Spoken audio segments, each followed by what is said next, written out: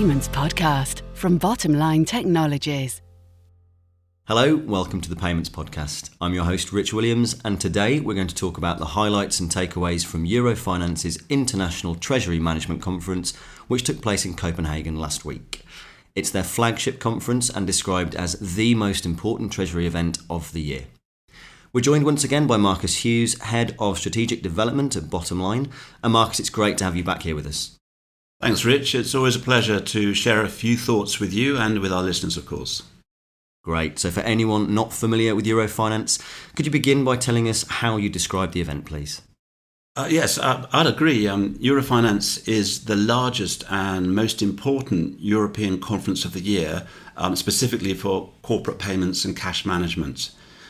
This year, the three-day event was attended by 2,100 delegates from over 50 countries, and it's really a great opportunity for corporate treasurers, transaction bankers, and fintech firms like Bottomline to meet up and share ideas. And the event brings together some of the smartest people in the industry, so frankly, it's a date not to be missed. At this year's event, there were over 100 exhibitors and 200 speakers, and they were sharing a wide range of case studies, best practice, and insights for all aspects of corporate treasury. As always, it was a highly enjoyable and informative conference with really great networking opportunities. Having recently attended, what were the biggest topics in your opinion, Marcus? Well, as usual, discussions covered a wide range of topics: foreign exchange, hedging techniques, treasury management in exotic geographies, like China and Brazil, data security, the widespread adoption of supply chain finance, and the impact of new regulations, as usual. But for me, from the payments and cash management perspective, the four big topics were Treasury's views on regulations like open banking, PSD2, along with the wider adoption of APIs. Probably the most important topic was the digital transformation of Treasury. Third, how an initiative known as Swift GPI is making cross-border payments faster, easier to track, and more transparent. And finally, I'd say another big theme was the worrying level of geopolitical uncertainty around the world and how to cope with this volatility. There's plenty to explore there in more detail during this episode, and regular listeners will certainly not be surprised to hear those themes crop up again. Let's look specifically at the impact of open banking, PSD2 and APIs. Now, how will they affect Treasury, Marcus? Yes, of course. At EuroFinance, there was definitely a lot of talk about open banking and PSD2. A big question was whether APIs will one day replace SWIFT, which today is widely used by large corporates to manage their global payments and cash management. The general thinking of treasurers was not quite yet, but probably someday in the future. To be realistic, today there are still only a limited number of banks who are offering APIs for treasurers to access those banks for corporate payments and cash reporting. I think this will become available gradually, but it would take quite a few years before this is global. It's important to be realistic and recognise that this gradual rollout of APIs internationally isn't going to happen overnight. PSD2 only covers the European Union, and other countries are only just beginning to announce initiatives to encourage or require the adoption of APIs for the secure exchange of data.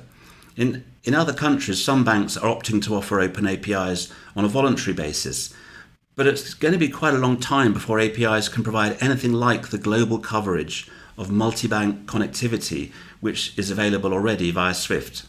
So in the meantime, the market faces really a considerable challenge with the disparate range of APIs that are currently being developed. This situation creates a high risk of fragmentation unless there's a greater harmonization and some central coordination point for this. For me, this could be the perfect job for SWIFT, given its existing really valuable work as a registration authority for ISO 20022. As many of our listeners will know, this is a messaging format which is API friendly and extremely important in the major program that's underway to standard global payments. Once balance and transaction reporting and treasury payments are widely available from banks using APIs, then many treasurers at EuroFinance said they would also like to access bulk payments via API, and also information relating to a number of activities like their transaction limits, account signatories, credit and overdraft facilities, and fees, of course. So there's really still a lot of work to be done.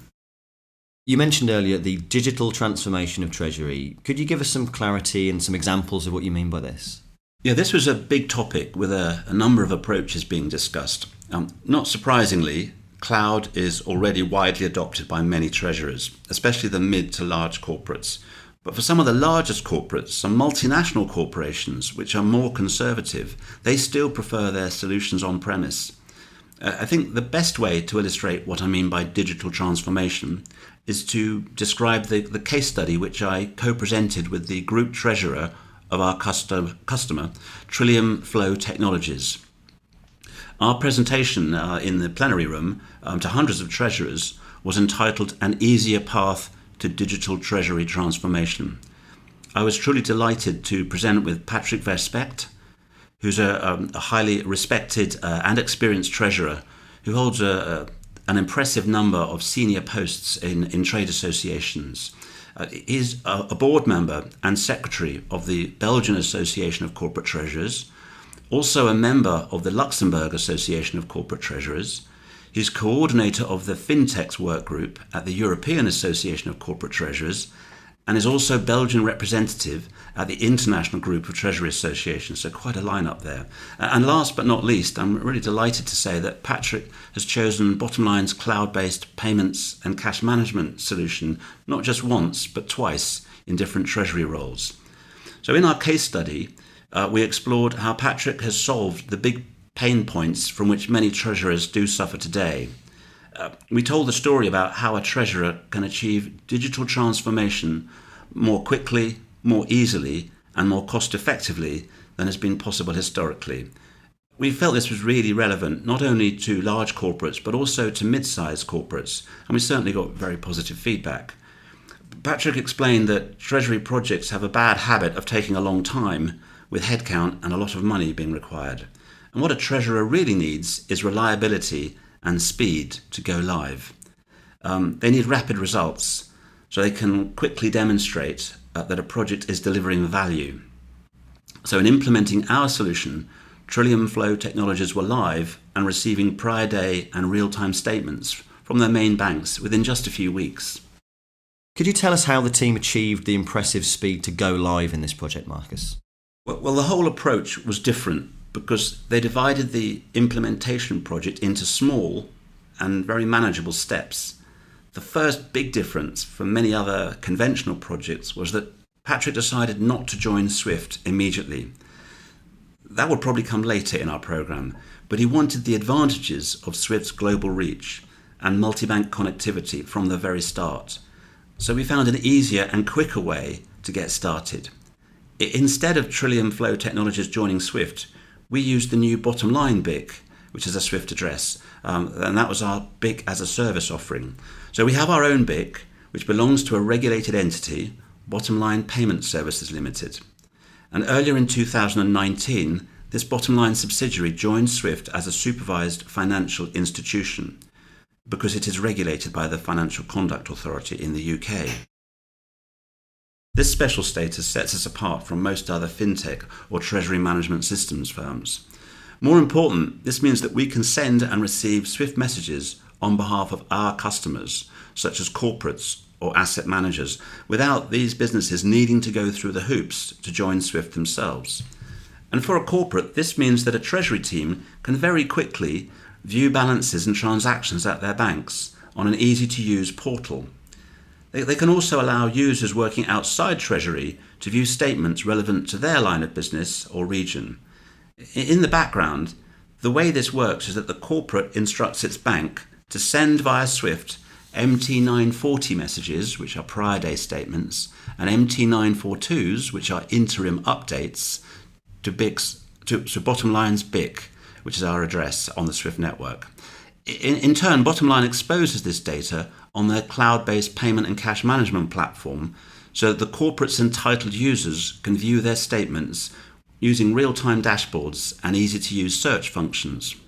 At the same time, the transaction data can be loaded automatically into the ERP system, usually after some automated data transformation to meet the ERP's format requirements such as SAP iDocs.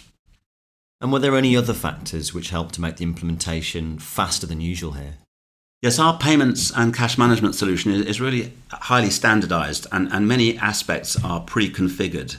This has a really positive impact on implementation timelines because of the reduced complexity and the packaged nature of this solution.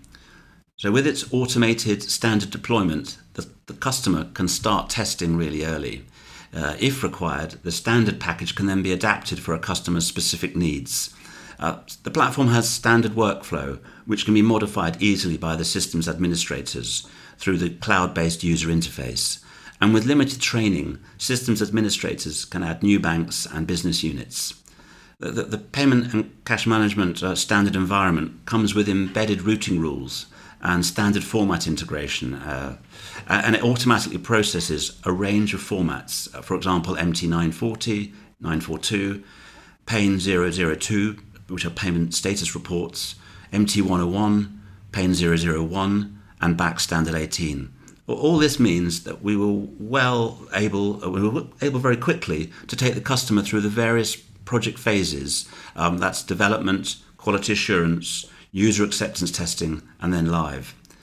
So dividing the overall project into small steps, each step with specific and measurable benefits, means that Patrick was quickly able to demonstrate to his team that Trillium Flow Technologies was getting genuine value from the project. In other words, they got a quick win, which is really very important indeed. This helps a treasurer's credibility with his or her chief financial officer or chief executive, and it makes it easier to ensure money for the project, and very important to obtain budgetary approval without a big fight. So as you complete one step of the project and you are satisfied you're gaining tangible benefits, you can move swiftly on to the next phase. So it was a major advantage to divide the project scope into meaningful deliverables that can be attained within short time frames. This way, we really completely avoided that Groundhog Day situation of never-ending project management meetings, which are missing deadlines and using up more resources and more cash than planned. Would it be fair to say that a treasurer's greatest priority is cash visibility? In many organisations, yes, it is. As treasurers often say, cash is king. Cash flow is the very lifeblood of any business, and it's essential for a corporate to know how much liquidity it has, where this cash is located, and how easily funds can be moved and used for the benefit of the organisation. The challenge which almost all large corporates have in common is that they've got hundreds, even thousands, of bank accounts and numerous banking relationships. The practical reality of this situation is that many corporates still don't have the instant visibility of their bank balances or the control which they need in order to optimize their working capital. For most corporates, cash reporting across disparate internal systems and multiple banks is extremely challenging, and it requires time-consuming data compilation, all drawn from multiple sources. Many treasury teams are over-reliant on Excel spreadsheets and other manual processes which they're using for gathering account information and for calculating their cash position. This labour-intensive activity can be error-prone and lacks security, and it's difficult, of course, to maintain version control. This daily task can take hours if the information is downloaded manually from various banks, e-banking platforms, and this is still often the case, unfortunately, in many corporates. To optimize these processes, it's important for a corporate to be able to capture data from overnight statements and to combine this with intraday statements. This can be fully automated using Bottomline Statement Manager, which uses MT9 series messages, as well as ISO 20022 messages and other formats. So by gathering all of your bank account and transaction data in one place, you obtain an accurate picture of where your cash is and how much you hold. This is a key activity for any treasurer, so automating this process is really a major win, saving time and money. It'd be really interesting to know what the next plans are for Trillium Flow. So now they have that all-important cash reporting in place, would they then focus on payments capability itself, using Bottomline's BIC as a service, for example? Yes, exactly. Bottomline is expanding its list of standard MT 101 service level agreements with a growing number of major banks, and new names can be added quite quickly on a standard bank documentation form. So this provides a clean and quick solution for high-value treasury payments. All of this on a bank-independent cloud-based platform, which has strong control and strong security features. Patrick recommended that the best structure for managing payments across multiple bank relationships is a cloud-based payment hub. This has the important advantage of ensuring bank independence. It was the global financial crisis that showed all of us, the importance of being able to switch cash balances and to be able to move payment flows from one bank to another. A payment hub gives you the flexibility and connectivity options to multiple banks and allows you to change these arrangements quickly in case of need. This is truly preferable to being locked into a single bank's e-banking platform, as bitter experience has shown over the financial crisis. So using our Payments Manager dashboard, the Treasury team can see the status of all payments. We consolidate data from multiple reliable sources, such as banks' payment status reports, which confirm when payment instructions have been received by the bank and when they've been processed by the bank. This information is all consolidated on an easy-to-use dashboard, and this allows users to follow payment lifecycle monitoring by region, by bank, by currency, and by business unit, or with a drill-down capability to see the required details if necessary. And what about the story that some banks are starting to offer customers balance information via API calls? Yeah, this is beginning to happen, of course. And what we've done is we've developed an innovative approach which combines open banking and PSD2 with our SWIFT capabilities. So we're already connected to a good number of banks' APIs to allow our customers to access multi-bank account information services as well as payment initiation services.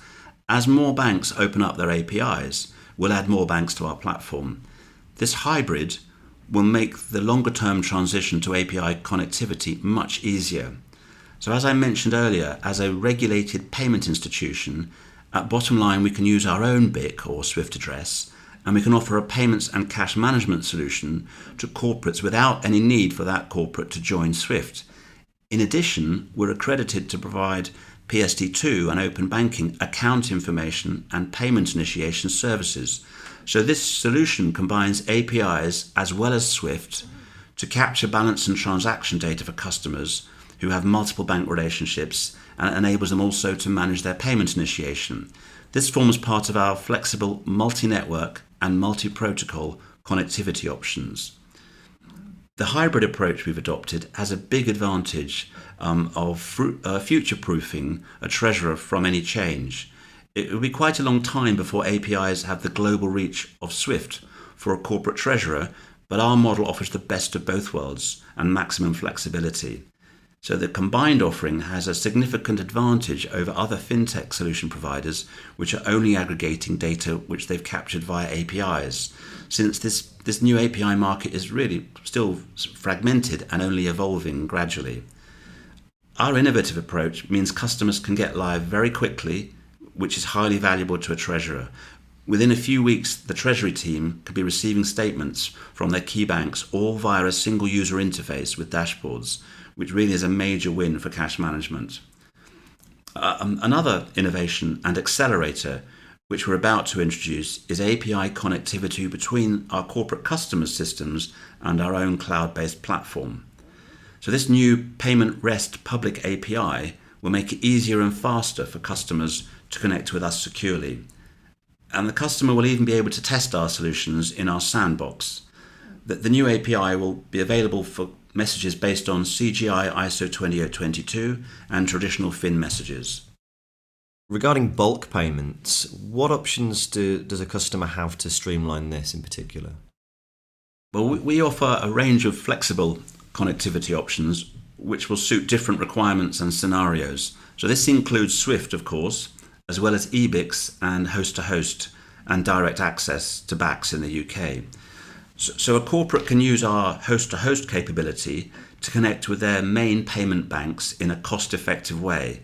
That way a corporate can manage its bulk payments and SEPA direct debits, for example, in a more efficient way. The most flexible model is a hybrid solution, which offers a range of connectivity options. For example, a combination of SWIFT for treasury, that is, capturing up-to-date and even real-time statements from multiple banks, and also managing treasury payments. But for bulk payments, it's more cost-effective to link with a small number of core banks using host-to-host. EBIX is also another useful option for corporates whose banks are concentrated in Western Europe, countries like France and Germany and Switzerland. Bottomline offers all these options, and although Patrick chose to use Bottomline's BIC as a service at the outset, he still has the flexibility to join SWIFT Score at a later date.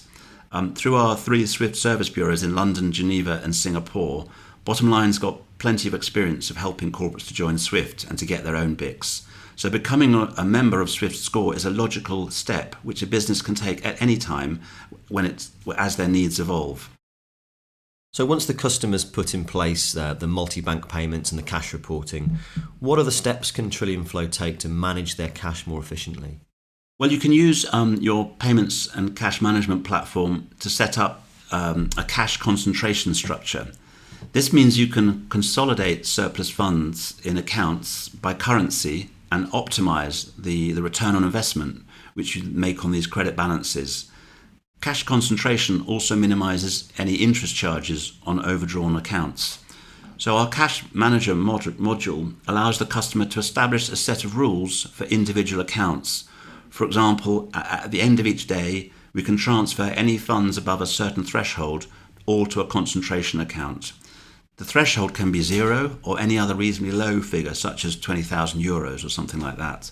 The system can be configured to automatically initiate these payments, or alternatively, the system can simply propose the optimal set of payments to meet the cash concentration objectives, but it's then the treasury team who need to go through a payment approval process or workflow before releasing those payment instructions to the relevant banks to achieve their desired objectives.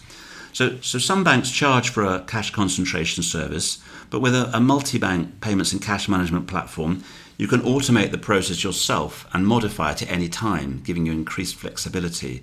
This means you can rationalize your bank relationships and avoid over-reliance on any single bank. So this in turn truly mitigates your bank counterparty risk, which is a very important aspect for any treasurer.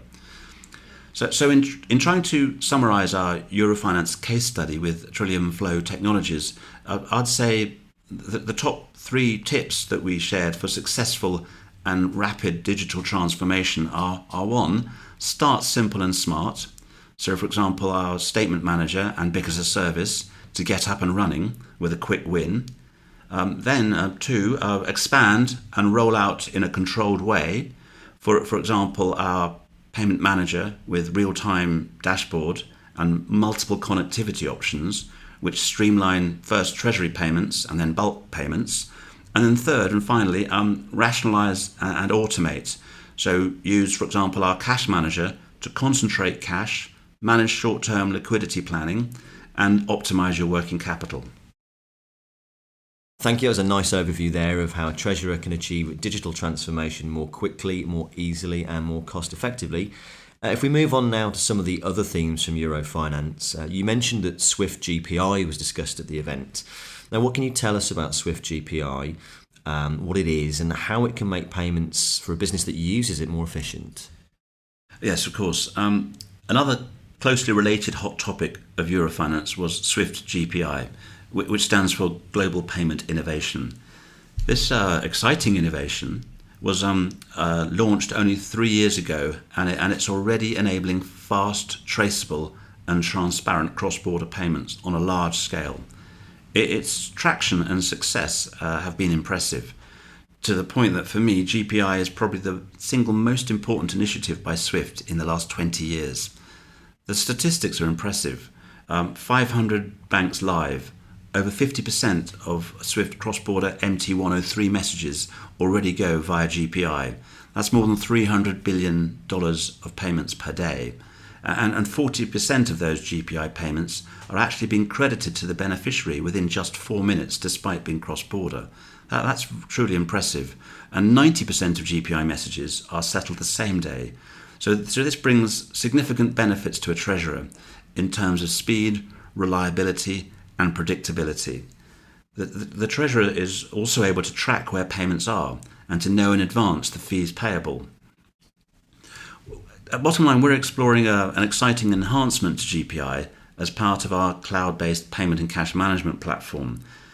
With a few exceptions, at present, multi-banked corporates can only access GPI via the e-banking platforms of their various banks who are offering GPI. This means today they can only see information relating to each bank on its separate e-banking system. That's instead of all the aggregated information being available on one consolidated platform. So enabling corporates to access GPI via a multi-bank payment hub will make it easier for the corporate community to benefit more fully from GPI in a multi-bank environment.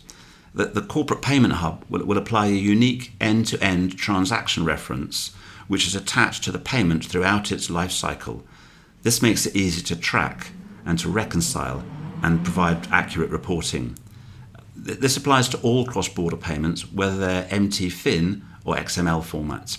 And the Payment Hub's dashboard allows users to track payments and, more importantly, to manage exceptions more easily. And what's more, GPI's roadmap is full of value-add solutions.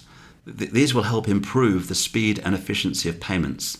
For example, by the end of 2020, all 10,000 banks on the SWIFT network must provide universal confirmations. This means a treasurer will be able to receive confirmation that funds have been credited to the beneficiary's account. Looking slightly further ahead, SWIFT also has plans for a stop and recall service. That's for payment instructions after they've been released into the SWIFT network. Also, a new pre-validation scheme is going to allow banks to send and receive API calls over SWIFT to check beneficiary information with the ultimate receiving bank.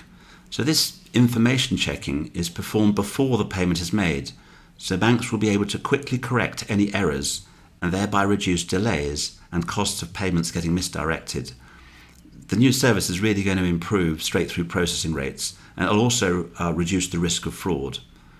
The cross-border pre-validation solution is actually a bit like the confirmation of payee solution, which Bottomline are launching next year in the UK, and this is going to help reduce the risk of payments being sent to the wrong party. Today there's still no standard cross-border collection instrument, even though many countries of course do have their own domestic instruments like direct debits. And in response to the big demand from treasurers for easier cross-border collections, SWIFT and their partners are developing a cross-border request-to-pay instrument. This cross-border model is similar to the request-to-pay instrument which Bottomline is now testing and launching in the UK in the next few months. So aside from cash visibility and reporting, what else are the key worries that would keep a treasurer up at night? That's a classic question. Well, it seems to me that the elephant in the room continues to be cyber fraud and financial crime. This is a major problem for any organisation, especially those doing business internationally. The increased risk here is proven by the growing number of banks and other corporates which are falling victim to cyber attacks. What is clear is that cyber fraudsters are increasingly sophisticated. These criminals invest significant time and money in planning highly skilled cyber attacks, making use of malware and other techniques to conceal their illegal activities, both before, during and after the heist. With this increase in cyber fraud, it's really essential that organisations up their game. But they've got to ensure they have multiple layers of defence, which help them keep ahead of the fraudsters. Obviously, security policies and procedures, as well as training, they're all vital for protecting an organisation against cyber fraud. But technology also has a key role to play. It's of course essential to encrypt data when it's at rest or in transit, but it's not just a case of protecting customer data. It's also vital to do everything possible to detect and prevent fraudulent payments. Payment systems obviously have to have a secure internal control framework, like secure access, segregation of duties, four eyes approval workflow, full audit trail, and multi-factor authentication.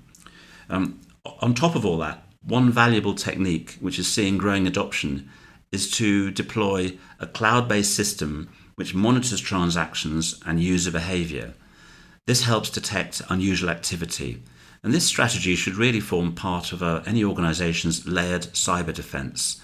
Advanced analytics and profiling of user behavior and of transactions, this can enable a system to understand what are normal transaction patterns and normal user activity. The data can then be used as the basis for detecting abnormal and potentially fraudulent transactions, all this in real time. So a powerful fraud analytics system combines rule-based detection with machine learning. That's because this enhances the rules engine to reduce false positives, as machine learning updates the system continuously. A payment fraud prevention system must also have the ability to flag suspicious transactions and block these potentially fraudulent payments, again, all in real time. It's vital these suspicious transactions are stopped before they're released onto the payment network.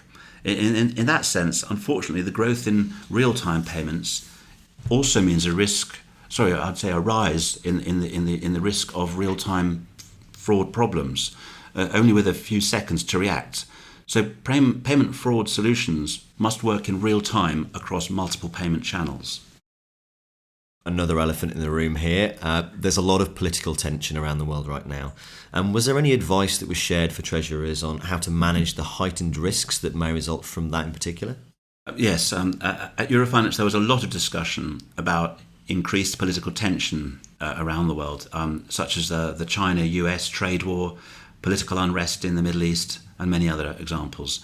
With so much uncertainty and the US government's habit of imposing sanctions of countries at extremely short notice, there's therefore a growing need for real-time sanction filtering. These constant updates to sanction blacklists make it highly challenging for organisations to keep up to date in these politically volatile times. So banks and other regulated financial institutions are, of course, in the front line of this fight on financial crime and money laundering. But nowadays, with the increase in enforcement action against corporates by the US Office of Foreign Assets Control, which is better known as OFAC, this underlines that corporates can no longer simply rely on their banks to prevent payment to an entity, a person, or a country on a sanction list. Increasingly, it's the corporates themselves which should consider implementing their own increased controls for sanction filtering. This not only ensures they remain compliant, but they're also able to provide a full audit trail about any suspicious beneficiaries and payments or transactions which are flagged by their banks. So if a corporate's able to screen a transaction against a sanction list before releasing the payment instruction to the bank, the management team is certainly going to have additional peace of mind. And this technique avoids the reputational risk of being identified by your bank as having proposed payments to blacklisted organisations or individuals or countries, of course. So cloud-based sanction screening software for corporates makes it easier for a business to identify and mitigate risk by filtering all transactions in real time against constantly updated sanction lists. So in creating a cloud-based payment hub with its integrated sanction screening capability is a big advantage in this fight against financial crime. And as well as screening transactions against official lists, an organisation should really develop their own in-house good lists and bad lists. So, for example, screening solutions can be used to identify and stop any inappropriate payments which are being directed towards employee bank accounts. This is going to help prevent internal fraud issues. And meanwhile, good lists can be created to cover special beneficiaries, which are allowed to be paid despite operating in sanctioned countries. So, for example, the Red Cross providing medical aid in a war-torn country. So in this way, good lists can greatly reduce the task of managing many false positives and repeat payments. Cross-border payments are generally perceived to be expensive and complex. What was shared about the strategy to reduce the volume and, as a result, the cost of these cross-border payments?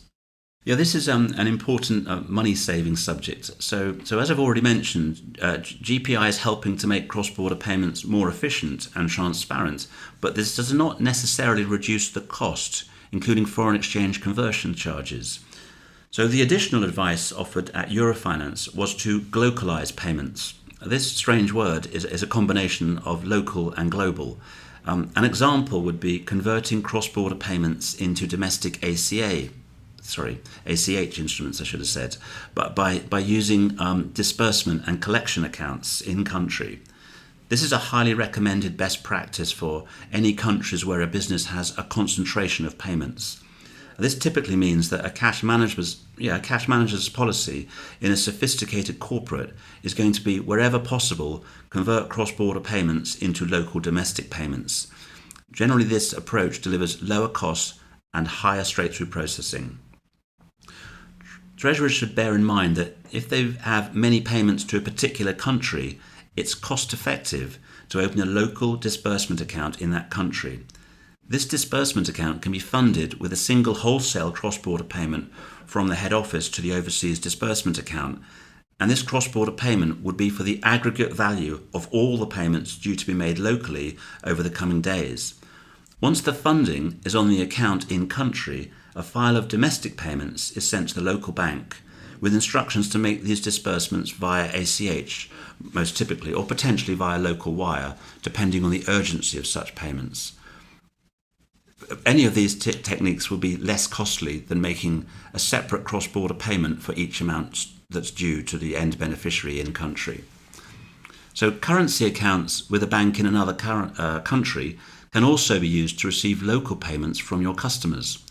This makes it easier for a business's end customers to pay them with local currency domestic payments, therefore avoiding the customer facing the cost and complexity of cross-border payments. Using currency accounts helps a business to mitigate its exposure to volatile exchange rates. This is thanks to the matching of flows of inward and outward payments, and this reduces the need to make multiple foreign exchange purchases and sales, which is of course costly.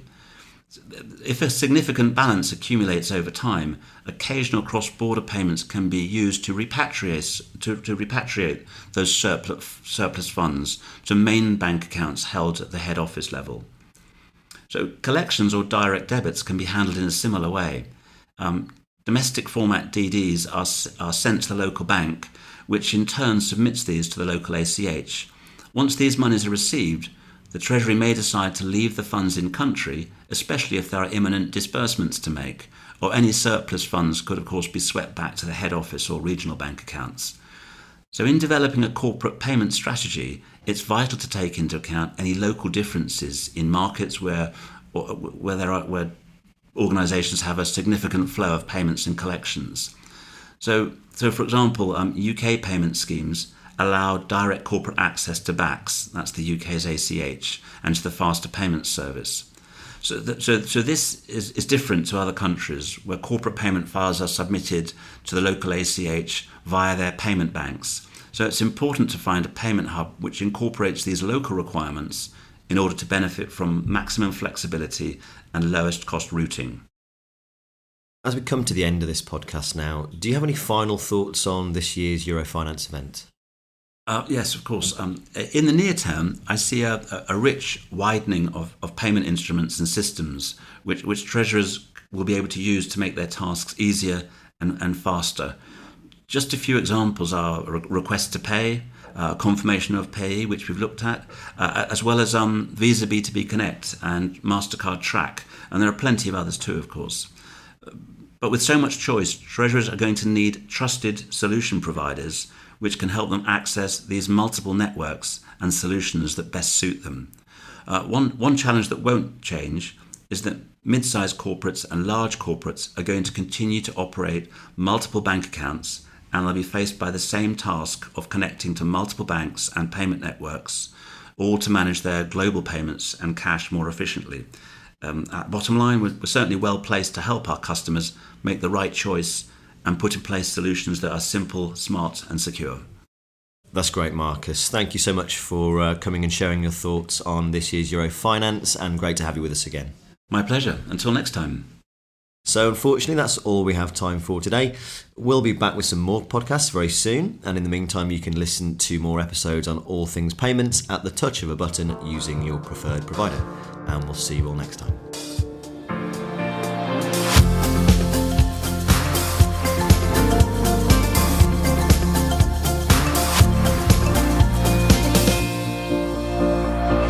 The Payments Podcast from Bottomline Technologies.